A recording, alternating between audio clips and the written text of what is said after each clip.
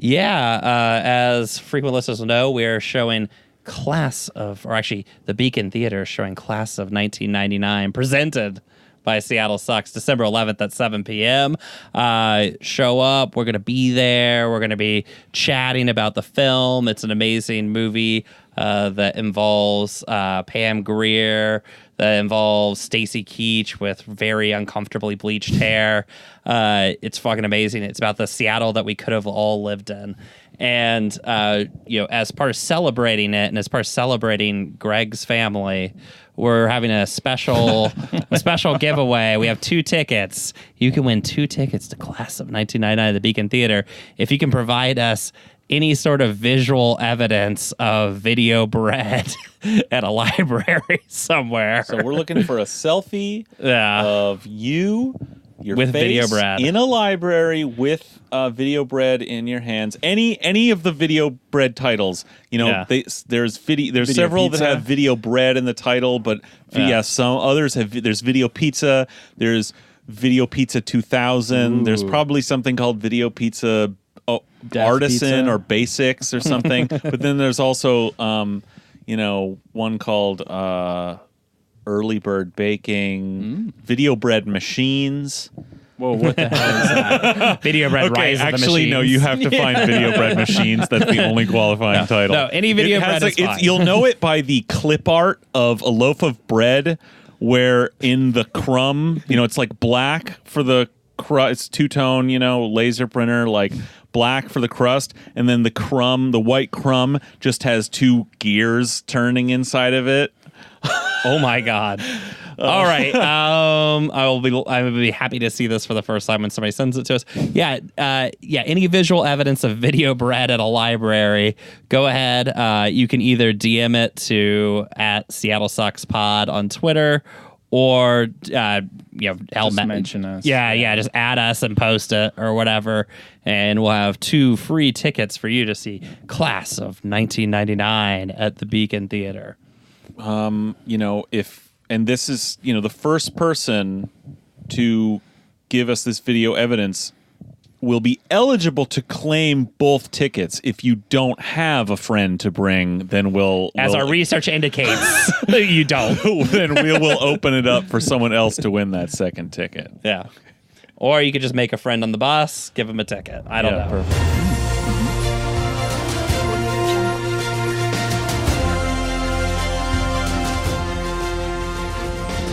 And now, to present the award for most compelling performance of reactionary white victimhood, Seattle Sucks host and boating enthusiast, Greg. This particular right-wing grifter has devoted their entire adult life to the craft. From one grift to the next, each increasing in scale and purpose. From phony how to be a movie producer, like YouTube content, to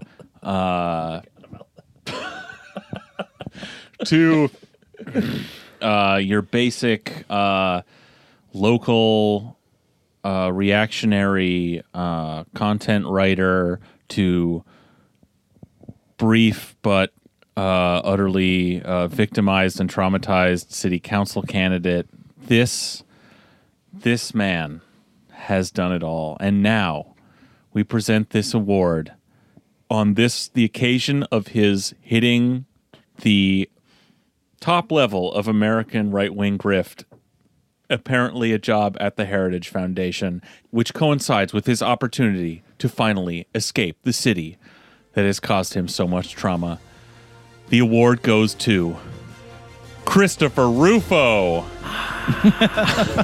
Thank you, Greg. Thank you. A lot of work goes into accepting an award like this. When I was tricking kids into believing that dinosaurs coexisted with cavemen at the Discovery Institute, all I could think was, how high can I climb? And today we know. So to my fellows at the Heritage Foundation, see you guys soon. To the people of Seattle, fuck off. I'm going to Katie's compound, motherfucker. News.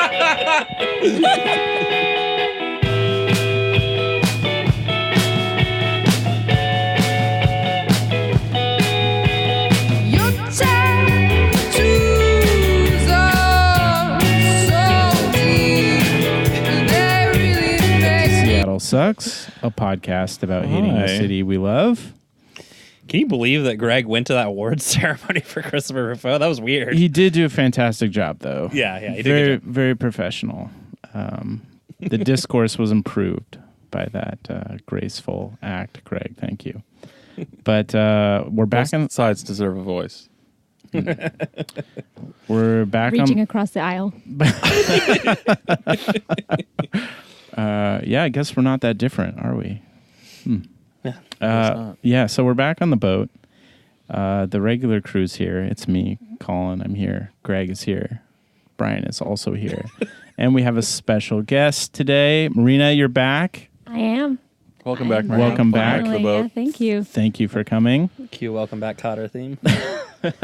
Second time back. Yeah. We'll have to get like a new badge for your uniform. I am a Gold Star kid. I love those Gold Stars. Okay, Dude. yeah. Well, yeah, maybe it's like gold stars, maybe like epaulets, up I'm into here, 'em. just medals, big gaudy medals. I'm into it. Yeah, we should do a field commendation too, because I think our last guest maybe fell off the boat and had some problems. Oh, no, okay, that fell flat. Anyway, so there was a holiday that just happened. You may have heard of an extravaganza about it, but that was Thanksgiving. So, Brian, how was your Thanksgiving? I'd really love to know. My Thanksgiving was wonderful, Colin. Thanks for asking. I'm glad to hear it. Me and some friends went out to Bering, Washington, a town that I just learned existed several days ago, and stayed in an Airbnb cabin and got hammered. And I made them listen to the Thanksgiving special over and over and over Who made the turkey? and over again. You're a good boy. We didn't have turkey because we're fucking adults. We had beef. I love it. Wow. Wow. Brave. Marina, how was your Thanksgiving? It was great. I didn't travel, which saved me an immense amount of mental Yeah, stress that's and always depression. wonderful. I had a private little potluck at my work that was shut down, so we got to watch all the plebes walk by on the street and wonder if we were open, and we were inside having a fantastic time. Was you there go- turkey? No. Did you go to the door like you were going to unlock it for them, but then just pretend like you couldn't figure it out? Like, I don't know how to unlock it. I wish, but no. We kind of, by that time, we were pretty drunk, so we were just like hiding. We did have the garage door open for like 5 seconds while I pulled in to like unload food, and this guy rolled up on his bike and was like, "Are you guys still serving beer today?" And we were like, "No, get out of here, go away, leave us alone. Like, we're closed." Shoo. And just for, our listeners who might be business owners at home, is it legal for employees to drink inside a bar, Marina? If it's closed, sure, yeah, This is special holiday out. special holiday. Brian, are you becoming a cop? Why, Colin? He who studies evil is studied by evil. Colin, how was your Thanksgiving? It was fine. It was pretty ordinary. Did you have a turkey? My brother had a turkey. I had a field roast celebration loaf. You went Ooh, I to do your love field brother's house for Thanksgiving? No, I went to Ocean Shores where my parents went. We have gone as long as I remember and hung out there. And it was very lovely because it was so dry and sunny. Very Nice. nice Wait, but- sunsets. Connor cooked a turkey? No, he did not cook a turkey. He was made a turkey and ate turkey. Okay. Okay. So Somebody ate turkey at your Yes, Thanksgiving. somebody did. But you had did a not. tofurkey. I did not have tofurkey either, but yeah. Did, Field roast is what you said, right? Yeah, okay. did the children at the Magnolia Mindset Machine Learning Academy have their own Thanksgiving? Oh shit! Was I supposed to feed them? That would just interrupt the coding. Yeah. Getting gravy all over the keys. Do they Yeah. have a Thanksgiving version of Soylent? Cranberry themed. Oh yeah, it's soylent. gravy flavor. Yeah, there you The go. cranberry Ooh, yeah. swirl. Don't Yeah. leave your desk. That probably exists. That's chilling. But I guess, Greg, we should ask you, how was your Thanksgiving? Well, I went to the real America, where we have turkey, obviously, and no tofurkey either. I already said I didn't have that. But okay. We had only real meat. That's all we ate. That comes from the process of it. I was. I went to my sister's house, which is literally 2 blocks down from a tractor store and the police station. So Same thing. Yeah. we had turkey. I was actually really distressed. I've been telling people, as I do every Thanksgiving, that my brother-in-law is the only person in America who can cook a turkey well in their home kitchen. Like, obviously turkey, it's disgusting. It's always dry and shitty. It's a horrible thing. I swear to God, he actually makes a delicious turkey that turns out like every part of it, the white meat, the breast, the dark meat, What everything. about the is, gobbler? Yeah. Okay.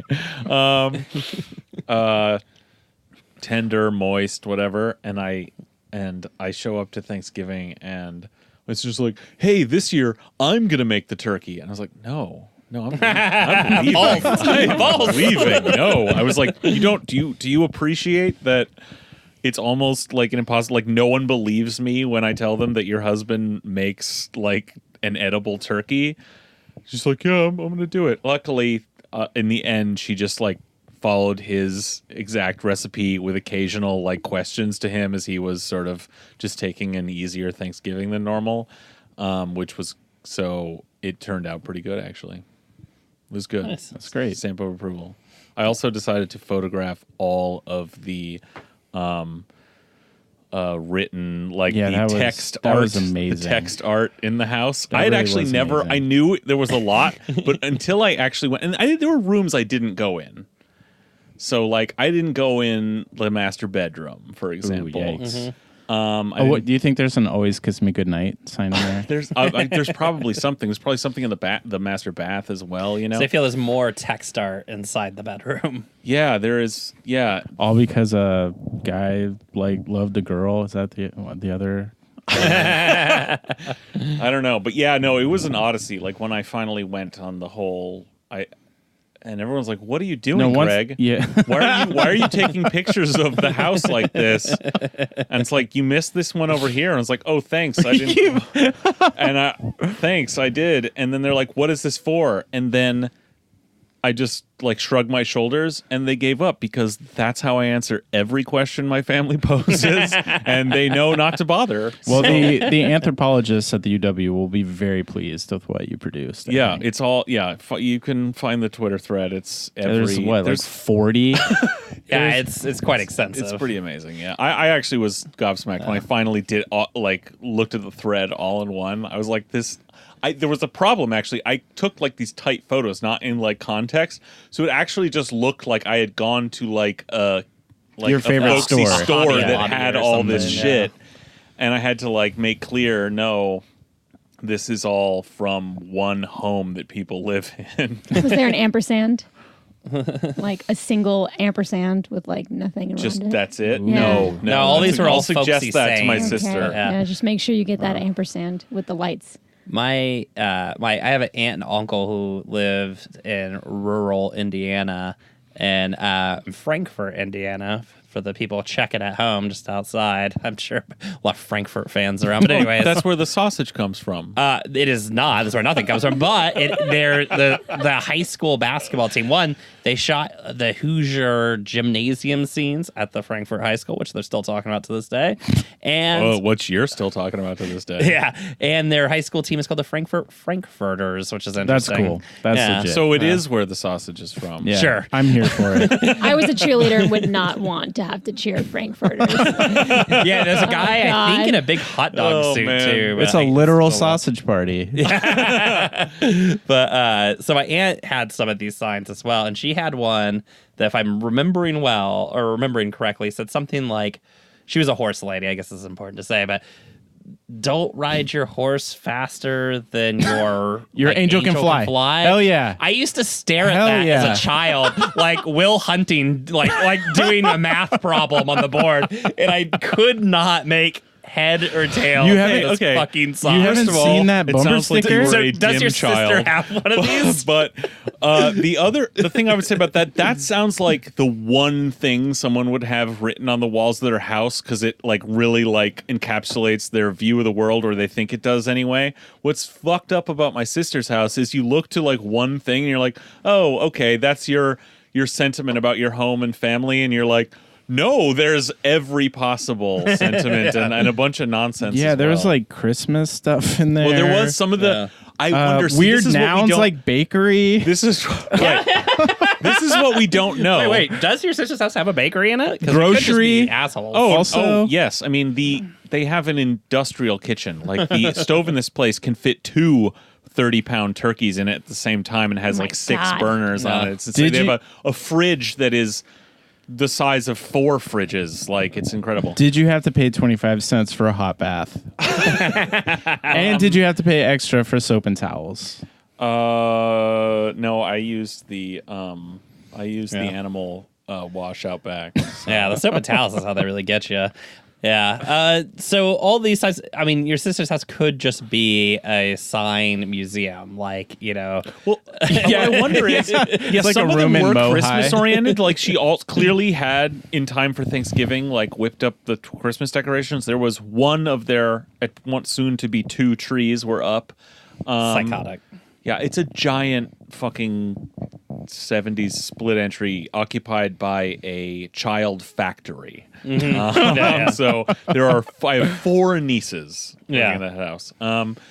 So, but what we don't know, and what anthropologists will ask, you know, till the end of time is, did those Christmas-oriented text art images replace regular year-round non-seasonal text art images? Did like one go up Are on the there nail? alternative signs in storage? Yeah, do they rotate throughout the year?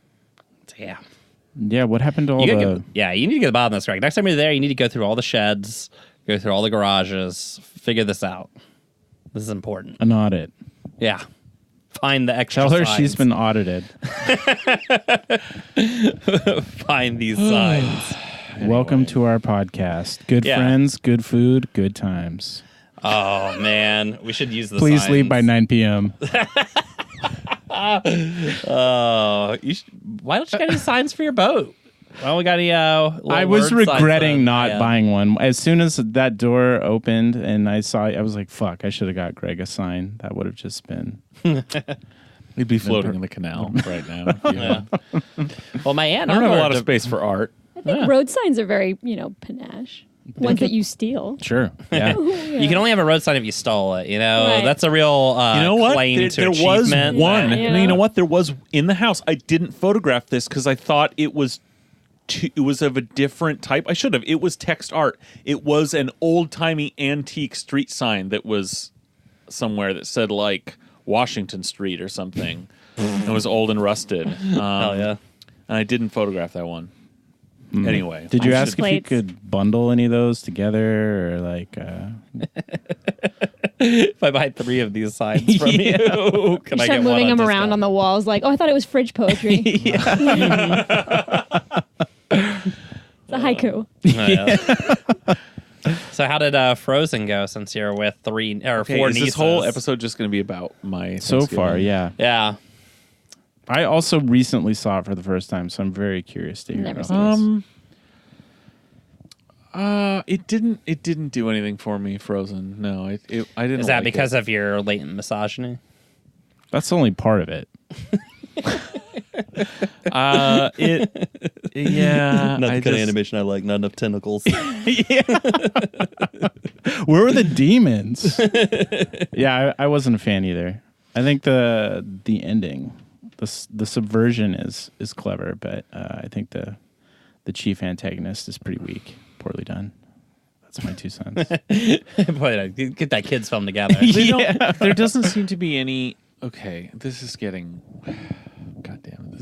This is your This is fault. Greg's film Okay, corner. listen. I don't know. To me, I haven't thought this through at all, but the stakes seemed a little low. Like, they keep referring to it as perpetual winter, but it only gone on for a few hours, so it was really just a freak storm. And the solution was always pretty clear, which is just making some kind of rapprochement with the other sister, and like figuring this out. Like, it wasn't like they were plunged into winter they couldn't get out of for like 30 years or something. So okay, so hold on. The film is about a kingdom or whatever that ends up in a horrifying Game of Thrones style winter. It's not really that horrifying though. It's just snows. But the only thing that they have to do to resolve this is for one sister just to go talk to the other one. This is like a movie Kind that only of. makes sense for Seattleites. Yeah, Like, yeah, we'll have to go talk to somebody. Well, that's impossible. No task is as difficult as that. They just have to make up, and there's a bit of a twist in that they figure out, that really is all they have to do is make up in the end. But that's what the protagonist thinks they have to do the whole time. So it's not really much of a twist. They don't necessarily know the exact mechanics of it. They're like, I've got to go talk to my sister and make this right. This thing that just happened, like, she just has to catch up with her sister who just started walking, and she just has to catch up with her. What Not about all to, the whimsical, like, side characters? Like, Oh, isn't there like a oh. moose and like Yeah, a snowman? Sven. Or So- something? They're Finnish. It's reindeer. Sven and a is the reindeer, snowman. and Yeah. Olaf is the. Okay, Okay. so yeah. my Okay. girlfriend is a nanny, and she watches these two little girls, one of which is 4 and is obsessed with Frozen. God, I cannot believe we're And- still doing I have been driving this child insane by insisting that the snowman's name is Maui, and then when she gets mad, she's like, "That's not Frozen," and I'm like, "Yeah, it's Maui. That's why he's like, I'm welcome," or was it "You're welcome, you're welcome," or whatever. It is driving this child slowly insane. I love to to- refuse to that's- acknowledge. I like to pull that same sort of like lighthearted Gaslighting? gaslighting with my nieces as well. Gaslight little kids is the best because they just get so annoyed because like the adults in their life all like are humorless and like somehow want the best for them or think they do or something, and I'm just like, I just want to tell them like crazy shit that they just give me this look like, ugh, Uncle Greg, you're impossible to deal with, Anyway. That's your job as the uncle. Let's get to the real meat of the podcast. Meat. The Irishman. Not corned beef. The Irishman, don't care for him. Damn. But Been a lot of race science on this boat tonight, and we're not going to stop because our friends at Amazon have produced one ring to rule them all, and in the darkness bind them. So if you didn't see this, this was going around on the Intercept from the old Sam Biddle, who used to be at Gawker. One of the first notable folks to fall from Gamergate. I believe he was fired from Gawker over Gamergate. But he landed at the Intercept. Cool dude. So he wrote this article called Amazon's Ring Planned Neighborhood Watch Lists Built on Facial Recognition. And so there's a few quotes, I think, that we wanted to read, or at least highlight. So it starts, Ring, Amazon's crime-fighting surveillance camera division, has crafted plans.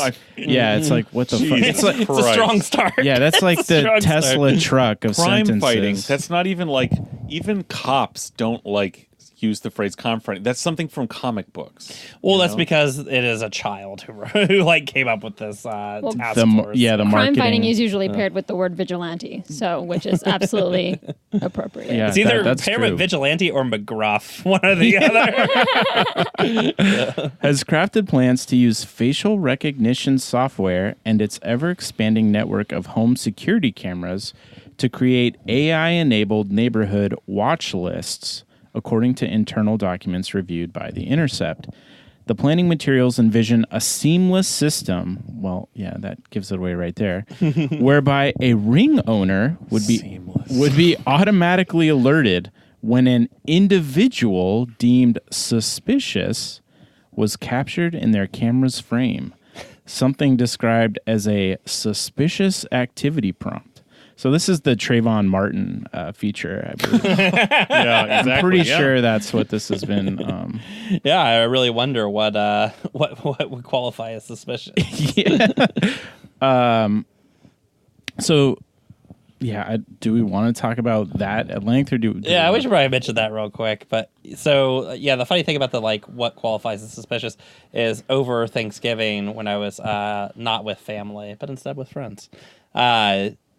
One of my friends who works for Microsoft and does coding shit or whatever, we were talking about this. He just goes, "Yeah, it's like making an algorithm that would identify black people is actually probably pretty easy." he's like, they probably did it. Like it's pretty simple. I was like, cool. Yeah. Cool. Wasn't the whole when they started doing facial recognition for iPhone unlocking, there was a problem because it couldn't recognize darker tone faces. And also I remember the Xbox 360, that was like a big thing. Yeah, the Kinect, yeah. So I mean, make your things all you want, but they're just gonna be invisible. You can't pick them up. Just well, no, it didn't recognize them as owners of anything. That was the difference. That was the difference. Well, I mean, I think it's been pretty well demonstrated that and this shouldn't be any surprise. I don't know, even starting to, where do you even start with this? This is basically, it's literally everything that's wrong with America. Yeah, I mean, pretty much. You've got everything. You've got out of control, capital, start wanting to just start changing the terms of how we live. We've got crazy white suburban paranoia at work here. We've got I think the critique that a lot of people are jumping on is one that we started to, which is that it's been demonstrated pretty well that the basic sort of structural racism and white supremacy of our society tends to be encoded into all technology and all technology, systems. Certainly software, certainly anything that's directly supposed to identify people, because that's just probably a natural fact that's going to be the case unless you really try hard not to. And Silicon Valley is, or Amazon in this case, Seattle tech is not equipped or interested in doing that in any way. I mean, this is clearly they're interested in the opposite, right? Yeah. I mean, just think of, where do you even fucking start? First of all, one thing I noticed when I was doing all this doorbelling this summer and fall was holy For Alex fucking Peterson? shit. Yeah, exactly. A lot of suspicious person in the I things kept going on. noticing suspicious people. No, holy shit, so many fucking people, so many more than you would think have those ring. Oh yeah, my they're mom all totally has one, they're yeah. all over. Who makes the decision, goes I think I need a new doorbell that has a camera and a fingerprint reader and is incredibly tacky. That's what I don't get. Is this ugly little turd of a cheap looking, it looks so cheap and shitty. It's this turd on there, and then you gotta love the utterly tinny, jangly, doorbell sound that it makes. It just sounds like a ringtone from 1992 or something. And it's how are they selling this to people? And is it all just it's not all, it can't just be early adopters and real tech heads, right? If you're saying It was, and now it's not, I think. Yeah. what is the pitch to people? Is it just the paranoia? Yeah, it's literally the paranoia. So the initiation of it was stuff like Nextdoor, right? Because there's a whole genre, just like there's a whole Twitter genre of furry pics and foot pics and everything like that. Nextdoor has just package stealing. That's their genre. That's their foot pics, right? And they obsessively pass them around. They dream of one day having a package stolen from their doorstep so they can send a video out, or so they can engage in vigilante justice, I guess, on their front door. So and it's also a big perfect thing on Facebook. synergy then for Amazon. Yeah, and so they all talk about, no, so Amazon was smart. they also teamed up with another social media site called Neighbors, which is literally just next door, but with the ability to share your Ring videos like directly. So you can like post your Ring videos and stuff. And so the paranoia they create by encouraging people to post these videos over and over again just sells the next product. So it's like a self-perpetuating system, and it's honestly a perfect product. In that sense. it's like a cultural hedonic adaptation where it feels like it's a must-have. I think for a lot of people now, if they have a home. It's definitely a selling feature, and I believe Ring was acquired too. I think by Amazon. Yeah. Well, it's not gonna suspect suspicious activity and then like fire door your fucking house. Like it's gonna it's as effective as a freaking restraining order is against like a domestic violence fucking like perpetrator. Like no, it's just gonna be like, hey, there's someone suspicious, and then your responsibility is to call law enforcement, whose For now. of course, job is to professionally To de-escalate situations. But what I think is like, We're having the 20th anniversary of law enforcement de-escalating situations in Right. Seattle this year. So. God. What I think is crazy is that Amazon also right now with the holiday season has opened up their recruitment for drivers for package like delivery. And if you hear these ads on the radio, like basically they're like, you don't need a special driver's license. You don't need there's no background checks or anything. And who are going to be who's going to be the people that are answering these calls to make $19.50 an hour right now during the holidays to afford, rent and gifts. It's like it's predominantly like community people from like communities of color and like People like delivering Amazon packages are going to be the first line of casualties of absolutely, the Ring. absolutely. So it's Amazon is like recruiting all of these people to go get murdered by like scared white but people. Again, but we're talking about this is all going to supposedly going to be according to these like leaked documents, this plan and is to be based on facial recognition, like and AI. Yeah. Yeah. So All of which is presumably made up. all Amazon employees can have their faces recognized correctly by Amazon's own software. And so if the AI is set off by the suspicious looking activity, it can then query the watch list database and actually find out, this is just a perfectly normal employee of Amazon delivering this stuff. Oh, you but mean if the- you're not an employee of Amazon and you just happen to be walking through a neighborhood with a hoodie on, watch out. Like the non-professionally trained package deliverer who has been to a neighborhood where they've never been before and looking to where they can possibly drop this package off because there's no proper place to drop this shit off, and are looking around gates and windows and stuff to see if anybody's home. Yeah.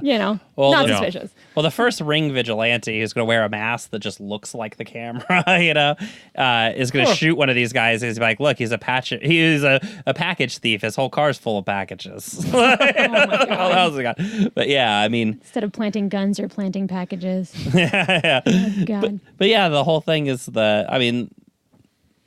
first off, facial recognition software is fucking bullshit. It's all made up. It's all trash. But the thing is, it's just a paranoia maker for people in the suburbs who are already too fucking scared of everything around them. And, I remember one of the ads for the Ring was basically like, you can see if somebody's coming into your neighborhood to steal. It's like your fucking neighbors are stealing it's not people coming into your neighborhood to steal your packages. It's your neighbors are stealing your packages. But it's this whole thing, this whole built up thing. I mean, this is what allows people this is Christopher Rufo's grift Right, too. I right. mean, this kind of ties all together. But Yeah, definitely. It's like reifying the myth. And so why don't we hear a little bit about sort of how it might look. So in addition to the facial watch list, Ring has also worked on a so-called suspicious activity prompt that would alert users via in-app phone notification when a suspicious individual appears near their property's video feeds. In one document, this feature is illustrated with a mock-up of a screen in the Neighbors app, showing a shabbily dressed man walking past a Ring owner's garage-mounted camera. Suspicious activity suspected, warns the app. This person appears to be acting suspicious. We suggest alerting your neighbors. The app then offers a large Notify Neighbors button.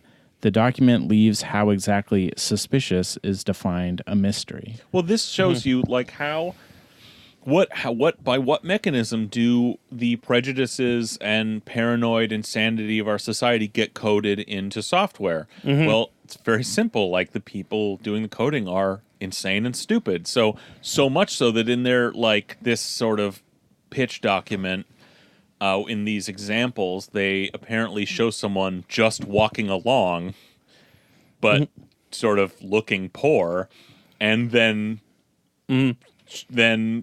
start to call that suspicious, and which begs the question: well, what the fuck do you mean by suspicious? But you've already been told. It's like the people creating these ideas, this program.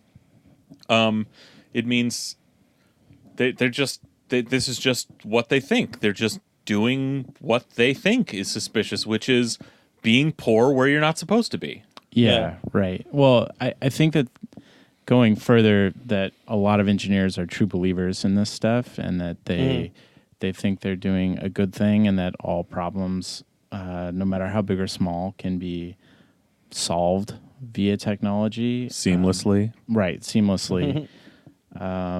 And this is mostly snake oil, as Brian was saying. Yeah. Well, yeah. One, the engineering belief that all human interactions can be wiped mediated away by through technology for sure. But yeah, I mean, the stuff about like facial recognition, unless they've made an enormous leap forward in the last couple of years since I last looked at it, I mean, that shit was like not repeatable in any sort of real world sense.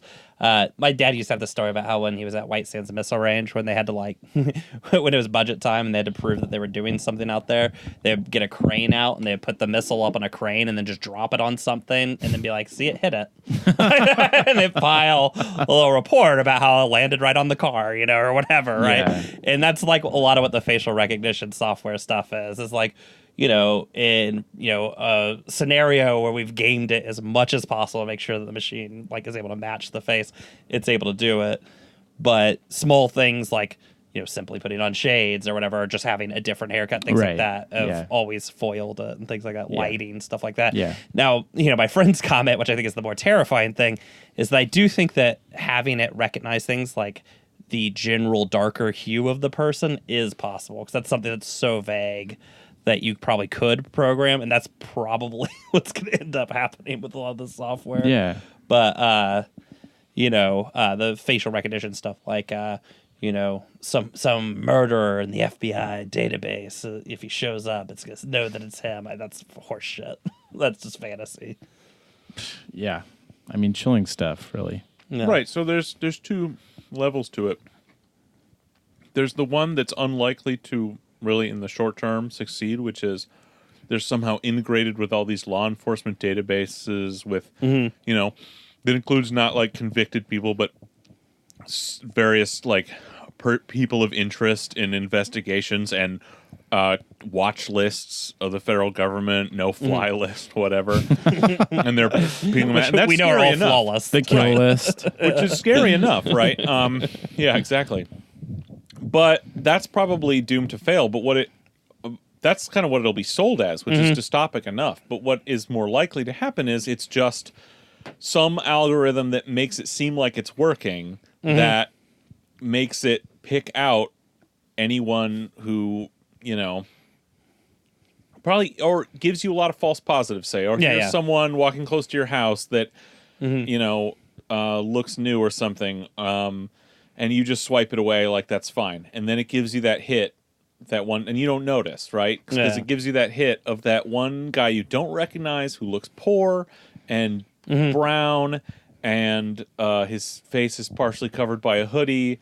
And then you go, oh, this shit's working. And then where do you go from there? Because right now, what this thing is talking about is allowing you to, like, alert your entire neighborhood, everyone on your neighbor's app who has the Ring, which, again, is now, like, half of everybody. Well, and what's the point of that? Like, starting a lynch mob? Or, Yeah, exactly. I mean, what Well, is the- the point of that? The thing is... Fortifying gated communities. Yeah, the thing is, so this is presumably if you're not there, right? Like, so now you're letting people My know property. there, lock your doors or whatever. But the obvious thing is someone's going to call the cops, and Yeah. then, this guy gets blown away. And Yeah. great, problem solved. To touch on something you said there, it's also important to remember that this has been reported on before. All the footage from the ring is being stored, collected, analyzed by Amazon. You have no way to delete it or to get them to stop holding on to that data. And so I'm sure that they right now are running all that stuff through these algorithms, trying to train them so that they'll do the right thing. And so really it's just kind of like it's a Trojan horse for data collection for Amazon, and has been.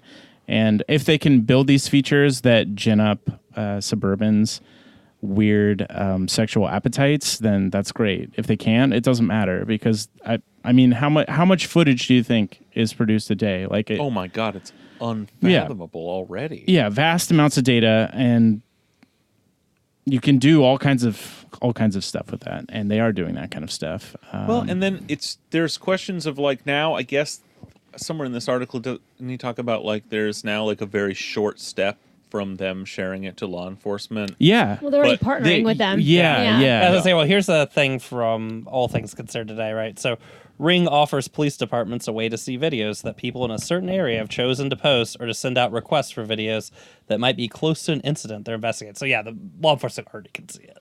And It's already going to that I mean, now. you have the option as like a neighbor user to not let the police view your shit.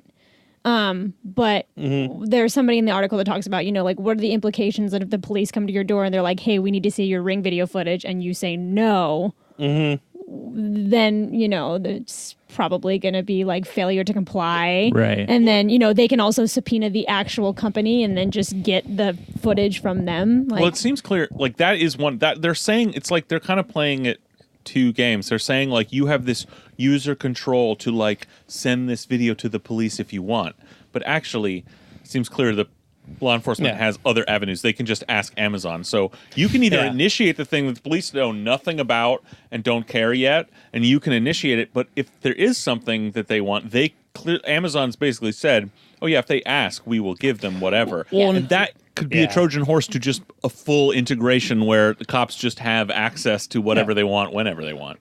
Well, and I'm sure if you looked at the fine print in your Ring agreement or whatever, you'll find that Amazon actually owns the video. Oh, so of course. really, you even giving permission is a formality. Like, Yeah, it has nothing to exactly. do with one anything. of the cops or whatever, I think it was from Philadelphia or something in the article, and he like literally said like, this is fucking great. Yeah, This whole like system is fucking great. And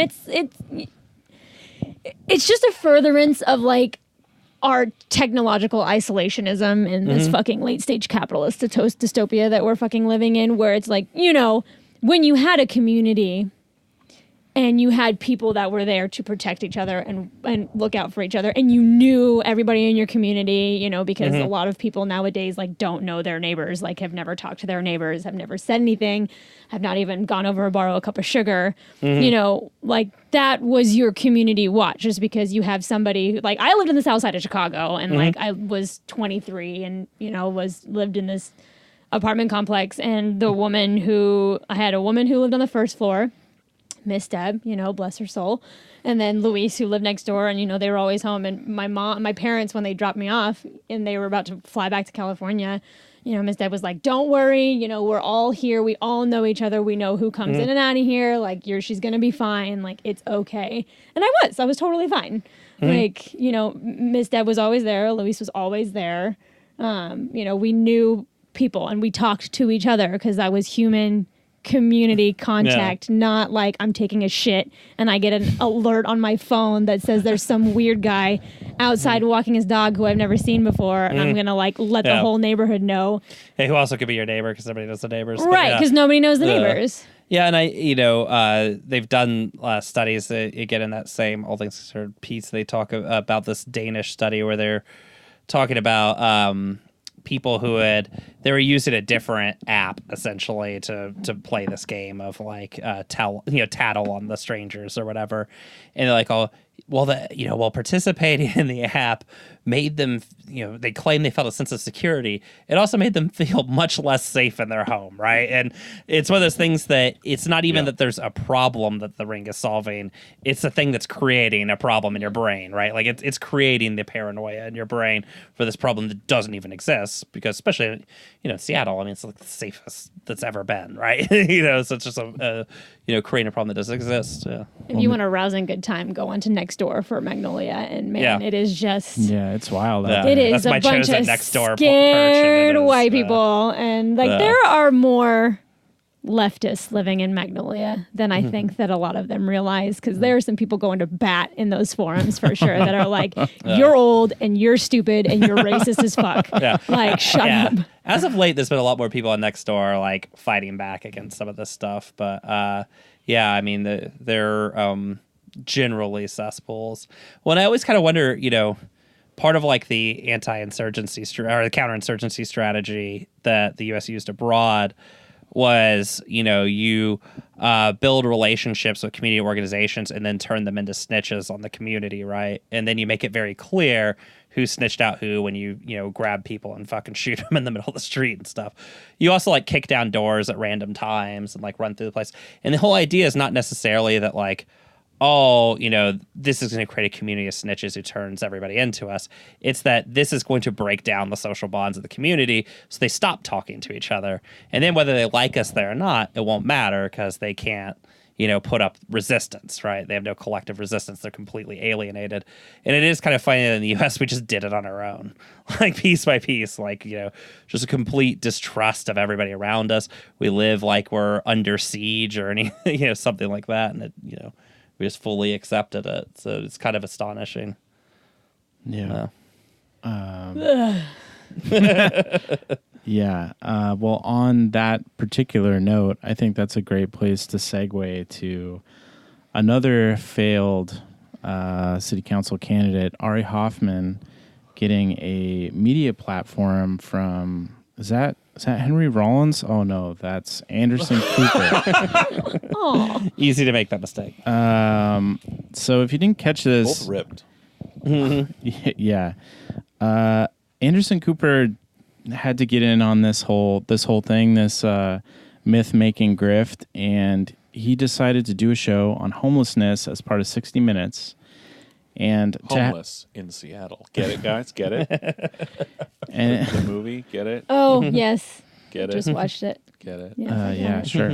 That's the revamp 2.0 version. Nora Ephron, where are you? And of course, he reached out to the expert, as we just discussed, and The heard candidate from next door. Christopher. Yeah, Christopher Rufo has fled The city. He had to leave in the He middle got of to the leave. night. I mean, he's making it like, oh, I had to leave because the city. It's like it drove us out of here. But like, no, he has now he has reached peak grift.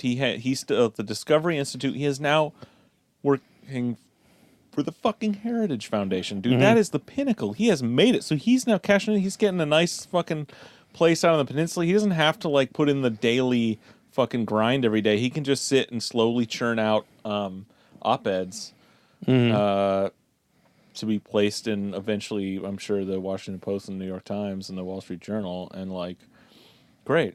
He's good. Maybe the award shape that you were thinking about is just like a pair of gilded calipers. Hell yeah.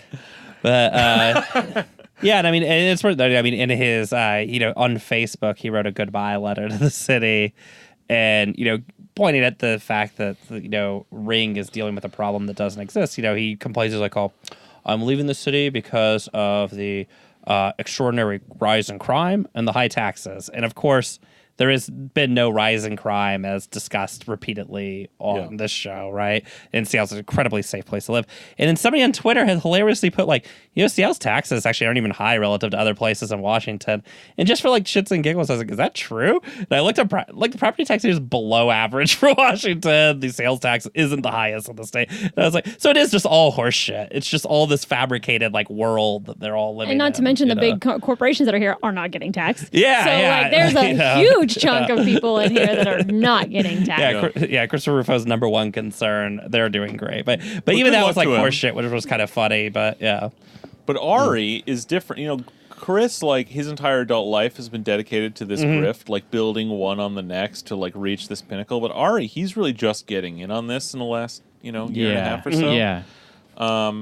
what I think is just an idiot. Like, I don't think that he's actually even trying to get in on the grift. I think it's just a moron. I think once he got a taste of it in Seattle is He dying. liked- I think liked he's it. He likes like, the no, I want to attention. keep this going. Yeah, he It's really not a liked it. long-term plan. Like, he doesn't have a vision board the way Chris Rufo does. Like that, like pictured like Heritage Foundation circle like up at the top right corner. But like he's like once he got in, he saw his face and heard his voice on video in Seattle is dying. Then, I mean, that was enough to convince him to run for city council. And now he is like a go-to. He's like the guy when you want the shithead point of view. But that's what ends up being great about it. Have you guys actually watched it? yeah, I read it. I didn't watch it. So this is 60 minutes. So this is the the big time most cast. in-depth, most serious, sort of sophisticated news program on network television. So what I'm saying is it's incredibly garbage. simplistic and stupid. Yeah. And it's fucking brain dead. But what's funny, I mean, everyone rightly, I think, jumped on, instinctually, like, jumped on Twitter, like, oh, I can't believe CBS, Anderson Cooper had this fucking shithead on. And obviously, that's definitely right to a point, but I watched it, and, listen, again, very simplistic and stupid. Trying to like cram this whole issue into 13 minutes, which again is like extremely long for like network news programming, extremely in depth. But ultimately, again, there's like a load of assumptions that it just takes for granted and washes over. But overall, if you situate Anderson Cooper's little 13 minutes on homelessness in Seattle in the city's own politics of the way different factions sort of look at the issue, honestly, he doesn't get that terribly wrong, and he actually uses Ari Hoffman as like just a brief foil. He says like one thing. He's like, actually, it's ridiculous to think about this issue as a cost of housing problem, which the whole rest of the 13 minutes is about. It's obviously really a drug problem. And then it immediately cuts to, but we talked to this non-idiot who knows they things and definitely has shit on him. studied stuff. yeah. This And what academic from the he's- University of Illinois has been studying homelessness for decades. And like, what no, he it's- said was, actually, while obviously drug addiction, causes a problem for some people on the streets and makes it and tends to be associated with the people who are on the streets the longest because it's so hard to get out of that. Actually, all the data shows that that's bullshit. So while it doesn't like jump into it from like a full-on culture war, like Seattle culture war standpoint, it does sort of let that side get that onto TV and then immediately undercuts it and says like, yeah, that's obviously insane bullshit. It doesn't come out and say like, this is a reactionary viewpoint designed to demonize people and dehumanize these people who are suffering and cast this whole what is essentially a problem of capital as like a problem of human choices. It doesn't say all that, but it at least implies that that's a dumb fucking way to look at it, and lets you draw your own conclusions. So I think it's but what I love about it is Ari's just happy to have been on TV. Yeah. yeah. That's all it's about for him. Well, and they even have Durkin on there at one point. She's like, "Oh, we got, we've got this figured out. Like we have like the best solutions to homelessness." And as a computer at one point does go, there's like a lot of homeless people here. Which is The pretty city funny. knows what works. Why isn't That's right. it Yeah, working? she says the city doesn't work. Yeah, that's the other thing I liked Cool. about it. It makes Durkin look fucking stupid because she has to just say, outside of the sort of local bubble of just talking to certain voices, like he just asks like a basic question. It's like, yeah, but it's not working, right? And he's like, well, you know, and she just looks dumb, you know. Well, and then that guy's like, this is what it's going to cost, and this is what it costs continuously, and this is what we have, and like, Jeff Bezos just got lauded for donating like some whatever $1 million, and people are like, oh, that's like $1 of his actual like income, like that would be like that's literally like you putting $1 into like the pennies for everybody fucking thing. Yeah, he But- puts a figure on it, and it's like, yeah, he actually says, the guy says $1 billion sounds like a lot of money. I mean, that hits that. This encapsulates a lot of our like national discussion about fucking spending. Is that like no one understands the amounts of money? $1 billion. It's like, no, it's actually not. We actually already spend like this many billions on this, and it doesn't do anything. We might as well spend it in a better way that isn't punitive. That it's actually. So I don't know. It's encouraging that in some way, like some part of a media narrative is coming around. I mean, all this means really is that this must be some sign that sort of the lib mind has adopted the sort of housing first model as the pragmatic solution. So this is not like any indication that anti-capitalism is prevailing in the media narrative or something, but it is an indication that outside of Seattle, like people like Ari Hoffman are used as like token jokes, which makes it all the funnier that like Durkin basically caved to the right wing on this issue over the last year, only to have all those candidates fucking go down in the election. I mean, god damn, dude. Yeah. Well, go ahead. Oh, no, please. Oh, well, they talked to like a couple unhoused people in the actual interview and who work full-time jobs. Like one of them works for the fucking post office, and then she's like, oh yeah, when people find out that I actually don't have anywhere to live, they're like, what? But how could you? Like, you have a job, like blah blah blah blah blah. For the fucking post office, Yeah. like Yeah. working A for government- the federal government. Federal job, like if you hit her, you're going to prison for like 20 billion fucking years. And like, I don't know, like I lived in San Francisco in like, 2015 to 2017. And I mean, it's the same thing you see like in the Tenderloin and everything, like the hot neighborhood. Like I worked right in there. Like I worked right next to Skid Row in Los Angeles. Like I lived in the south side of Chicago. Like it's SF is this like Twitter kind of like publication. I would read it on the bus to work, and it talked about how San Francisco had been continually getting like just this insane amount of money to the government was given the same insane amount of money every year for 30 years to help with the homeless crisis there. But homelessness had just like exponentially just like raised on the same exact upward curve as tech, as big tech, Yeah. and housing and people being pushed out and like rents, not having rent control, and your rent going from like $800 a month to one night to like $6,000 another night. And it's just like, Yeah, I mean, I think a couple of years ago or maybe it was even just last year, when the city council had their big report on homelessness or whatever, that was all controversial. But the one thing that was really interesting in that is they had the sort of graph of comparing rent prices and like homeless rates over time, and like, look, no matter what we spend, they always go together, right? It's like, this is literally a housing issue. Like, everybody knows you have to actually fight the actual problem, and the only problems we fight are some very specific category of person just doesn't have a place to sleep tonight only, and that's it. That's all we do. What's funny about like the whole, well, it seems like the argument, at least that they let Ari make in that segment, was like, oh, we have to start thinking about this as a drug problem. And it's like,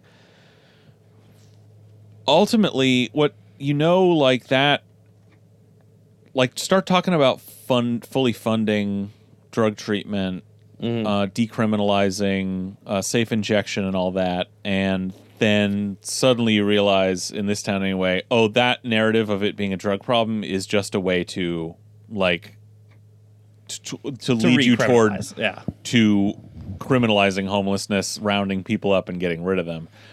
So I think, I don't know, you know, I hate to imagine. I mean, that's the fucked up thing here is, if that's the narrative, there is a convincing, like, the narrative that could convince the libs, right? That maybe they're coming around to, that, like, oh, it is a housing problem. We need to do that. Also, we should probably have safe injection sites and fund fucking, like, drug treatment fully and all this. What's funny is, I bet that'll, like, that message will get across in the next few years in a lot of places. It's not going to here, because our libs are actually, like, arch conservative Republicans who just, like, run as Democrats, like Jenny, like Law and Order, fucking round them up. So it's like, well, too much of the bread is buttered by real estate around here, which is the major problem. Like, I mean, this all comes down to a real estate issue. Why can't we have affordable housing? Because real estate interests don't want it. Like, why can't you have safe injection sites? Because real estate interests don't want it, right? And I mean, this ends up being the problem over and over again. And the amount of land in Seattle that's considered not valuable or, like, untouchable has declined dramatically. So there's nowhere to shove these people anymore, right? And you know, the real danger is in the show. The guy from the University of Illinois brings up, he's like, you know, we had this problem with homeless veterans, which we cited was a real issue. So the federal government dumped money into housing subsidies for veterans. He's like, and they cut the homeless problem in half, like, instantly. And that's the kind of solution you'd end up with in Seattle. They'd be like, oh, 10,000 homeless is too much. 5,000 is okay, you know, like some sort of program like that. When the reality isn't housing subsidies or whatever. The thing is, like, we should build government housing again. Like, we should have community housing, you know, that you build and you just call housing a right, and people have a right to live there. You know, that's the actual solution, but nobody's going to touch that. And you all have addressed this in previous episodes as well about, you know, like the whole vilification of, like, drug usage of, like, vagrants and people on the street, and talking about, like, no, a lot of people who use drugs also use them in their houses. Like, there's the you know, vast majority of drug users are not on their boats. in their house, not on boats. No, this Not is on a boats, drug-free zone. You know, like, you just are somewhere inside where you know you are out of the eye. Yeah, well, and in the show, right, they interview the guy who was like a data systems manager or whatever, who was homeless. The Like, alcoholic. yeah, and they're like, oh, but he's also an alcoholic. It's like, yeah, dude, so is, like, most adults. You know, like, somebody works at a bar, right? You know, Oh, I know them all. I serve them and I work with them. This guy, they miraculously go home. He wanted right? to sit there and say, like, I don't know, this is where it gets. So it, you know, I think this was the shadiest part of that whole doc. Is, like, of course they found the people that is, like, most people who have jobs. Even this guy, I don't know. It feel like it was doing, of course, what you would expect someone like Anderson Cooper in 60 Minutes to do, was just try and play both sides. But I think overall, on the balance, they kind of did okay. This is kind of the shadiest part. It wasn't having Ari on, because he just sounded stupid. Yeah. It was this. They even so, they found a guy who had a job at the fucking EPA. Yeah, he had like a tech job too. It's funny. Yeah, software Tech job developer. at the EPA, and it's like they unfairly go, like, oh, like, you've got all these bottles sitting, you're sleeping outside on rocks, you've got all these bottles, and he's talking about how he can buy, they do the, like, the food stamps grift thing, where he's talking about, like, you can buy cooking sherry on food stamps. I think the shit that's sold as cooking sherry, cooking wine, is, like, seasoned. It's like salt and pepper. So, my God. Anyway, but so it's shady, it's fucked up, but, I mean, at the end of the day, they're still saying, like, well, this is only part of the problem. And this guy, you know, I don't know, this is the stuff that, depending on who you are, you're going to see it differently. Like, you're going to go, this guy's like, no, I don't have a problem. I've got it under control. You know, I get to work on time. And then they're like, well, he was fired for attendance problems. And people are going to look at that and go, well, there you go. This is the sort of, like, guy who made his choices, like, and can't get his shit together. But, like, I don't know. They still show him the fact that he did have a good job. He was, like, living on the street. Isn't, like, I bet if he had a fucking house, he would be able to hold his shit together and keep his job. Okay, yeah, he had attendance problems and he was clearly drunk when Anderson Cooper was talking to him. But again, he was sleeping on rocks. Yeah. I bet if this guy had a fucking apartment, he could be a perfectly happy, functional drunk for the rest of his life, and God bless him, you know?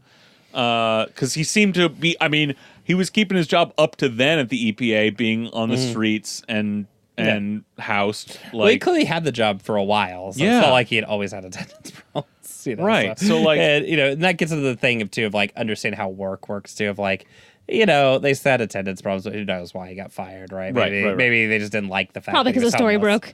Yeah, maybe they heard that he was going to be on this show. Maybe they didn't like the fact that he was homeless, right? Yeah. Whatever, right?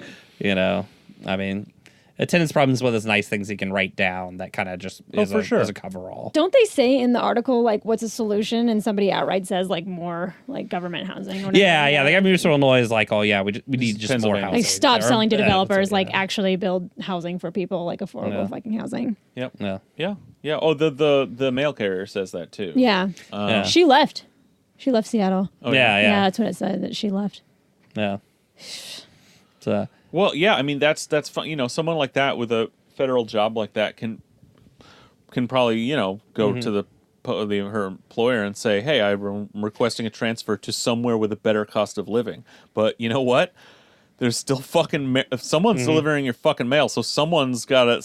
All these mail carriers are trying to I mean, it's probably like anyone else. These are the people who are living in fucking Enumclaw and commuting in to deliver your mail, and it's and every other low-paying service job, I mean, fuck, man, the postal service at one time was the gig. Yeah, it was the gig when you couldn't get, it was a gig for. Yeah, it was because there was a time when the federal government was for decades the most sort of genuinely equal opportunity employer possible, and the postal service was if you were just all kinds of communities who were otherwise shut out of other kinds of other industries up through the 80s were able to build middle class wealth with pensions and shit, carrying mail, Yeah.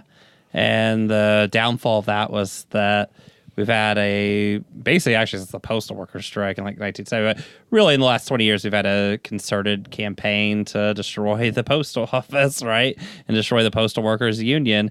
And the whole thing is that the post office needs to run more like a business. And so they passed. It's worked too. They passed. Yeah. They got laws that passed that said that they have to fund their pension 20 years out with revenue from that year. I mean, they basically poison pilled the post office as much as they possibly could. And the run it like a private business has turned it into a shit job. Well, they've allowed private enterprise to compete with the post office, which other countries don't do, because obviously you can't. It's not going to work. You can't have a postal service and have private enterprise taking all the good the good business, the shit that and then leaving the post office to do the fucking carry the ads to your post box, the fucking coupons. Well, it even got a bad rap with email, and then they go snail mail, send it snail mail. It's so slow, like a loser. Well, what's funny is what's funny about that is, I mean, that obviously did technology, the internet did decrease the amount of shit traveling through the mail at first enormously, but it then increased the number of stuff being bought via catalog, so in this period when in the 80s and 90s, when it was the post office is going to die, we're going to have technology is going to replace it, we need to run it more like a business, we need to open it up to other businesses for innovation.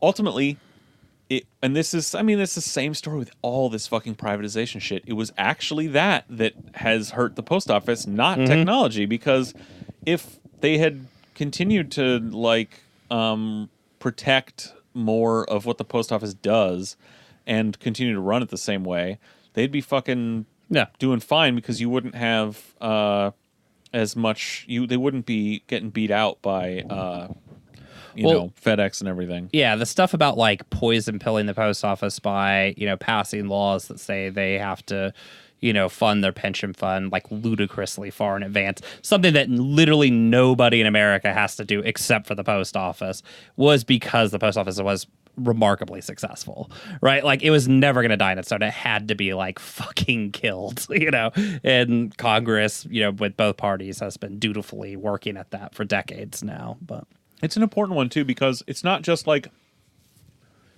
any, you know, we were just the last episode, we were talking about schools, right? Have this idea to find this public sector thing that if you could get rid of it and privatize it, they would open up this big market. Education is also more than that. The post office is too, in that it's this vital thing that ultimately you can't do. Like normal people would not have had communication or be able to send things around the country, just at most people for the most of the history of America, if it wasn't for the postal service, right? But beyond that, in other countries, the success of postal services, as government institutions, is where a lot of like government service provision has like been invented, because someone got this idea that from government needing to communicate with its various bureaucracies and local governments, you know, in places, to then realizing you could just let everybody pass whatever messages and material they wanted around relatively cheaply by centralizing like that instead of having a bunch of, you know, private companies. To then going like, oh, we have this enormous, extremely well-running government bureaucracy that has an office in every neighborhood in the entire country. Oh, now we can use that bureaucracy to dole out services. So, like, we never did it in this country, but like the German post office is like the global example from the 19th century of where they built up this incredible like system where then they were like, well, shit, we can fucking do anything, and now it's a bank, and it offers all these other services are run out of the postal service, you know, and this is Bernie has this plan to, you know, this is something that a lot of countries do, is you use the postal service to offer banking services. You know, that's one main one, but all kinds of other stuff you can do. Yeah, when I was in England, everybody tells you go exchange your money at the post office, because the post office are also banks, and they of course provide the best rates because they are trying to fucking screw you, right? They make the little amount that they make, and that's that, right? And it works perfect, and people in those countries tend to like their post office and things like that. And actually, it's kind of like schools too. People here tend to like rate their post office highly, but don't like the post office as a concept. Whereas like here, people tend to think their school is very good, but public school generally is like an awful concept, which is proof that they've been propagandized, right? The thing that they have like tactile, you know, a relationship with, they think is great because they actually know and they see it, but they have had, you know, hours of propaganda just jammed into their fucking head a day about the other stuff. So like, yes, as a concept, it's evil, but this one's good. You know, it's like everything else. Like you know, you let them get run down. All post offices are beat down old places where they're now understaffed constantly. Like I remember going in a couple Christmases ago. And there was this incredible long line. I was trying to ship something, and there's this one lady, like, you know, in her like probably 60-year-old lady, probably worked at the post office her whole life, and running this entire show. She had people going to each spot and like starting them. Okay, start doing this, because you know it's like a fucking process. Like, okay, now you got to do this. Like, get this. I'll be back. I'm gonna do this. And she's wearing like this big winter coat because they won't let her turn the heat up, and it was fucking freezing in the post office. And you're like, this country, fuck this fucking place, man. Yeah, and I mean, the interesting thing is over the same 30-year trajectory where the post office has been like systematically beat down by the state, it also facilitated through highly subsidized movement of packages the rise of the wealthiest company in human history. And so, I mean, like the ironies are everywhere, but you know. Yeah. Yeah. I mean, Amazon, they shipped all their original product at the media rate, which is like a discounted rate for sending books in the mail. It's probably one of the reason the motherfucker chose books. Yeah. Okay. It's because it was the cheapest shit to send. The only thing that is cheaper than sending books in the mail is sending. Actually, I think they got rid of this and they collapsed this into one thing. But for decades, the only cheaper rate than sending books was sending books to a library. Yeah. The library rate. Yeah. Yeah. Used to be able to send newspapers actually at an extreme discounted rate as well, but they killed that because too many socialist newspapers. But yeah. But yeah, I mean, I think they're in the early days of Amazon, Bezos used to admit that he chose books because it was cheap to mail. Yeah, of course. But once he got involved in his own sort of legend creation, I think that went by the wayside. Right, because that's too banal. Yeah. I mean, every other hedge fund guy, he just loves books. Yeah, no, I bring up the library rate because again, that was I think one of the key factors in the formation of the video bread model. Right? Is if you're sending it to a library, the library rate applied to anything going to or from a library. Because they used to, because when this rate existed, libraries used to mail you books to your house. Mm-hmm. So you could reserve a book, but instead of having to go pick it up at the library, the King County library system would just mail it to your fucking house because it was basically free. Yeah. Well, wow, that was quite an odyssey. Marina, thank you for being part of it. Yeah, thanks for coming. Thank you so much for being here. Yeah, thanks for coming. We're sorry I had to hear so much about the fucking post office. When I today. think about the post office, I honestly think about Charles Bukowski and like his book, The Post Office, and just like, yeah, that whole experience with him. I don't know if it was like after the whole union busting or anything like that, but. Well, I think that more than Bukowski, Urban Outfitters selling Bukowski is what killed the post office.